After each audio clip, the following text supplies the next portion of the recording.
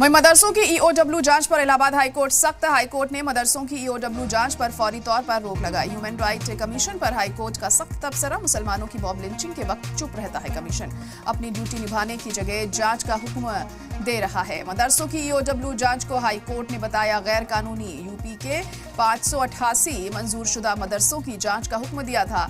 Human right commission ने EOW जांच का हुक्म दिया था। कमीशन की हिदायत पर यूपी सरकार ने ईओडब्ल्यू को जांच सौंपी थी।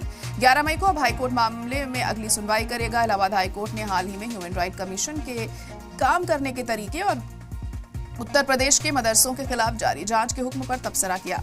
कोर्ट ने न सिर्फ रियासत के 588 मंजूरशुदा मदरसों की ईओडब्ल्यू यानी इकोनॉमिक ऑफेंसेस विंग से जांच कराए जाने के हुक्म पर उबूरी रोक लगा दी, बल्कि ह्यूमन राइट कमीशन के रोल और उसकी गैर जानिबदारी पर भी संगीन सवाल खड़े किए हैं। सुनवाई के दौरान अदालत ने तबसरा करते हुए कहा कि जब इस समाज में अक़लियतों या मुस्लिमों की मॉब लिंचिंग जैसे वाकयात होते हैं तब ह्यूमन राइट कमीशन अक्सर खामोश रहता है।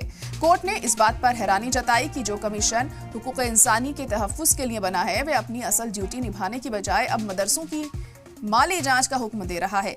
हाईकोर्ट ने साफ किया कि कमीशन का इस तरह से जांच की हिदायत देना उसकी वर्क प्लेस से बाहर जैसा लगता है।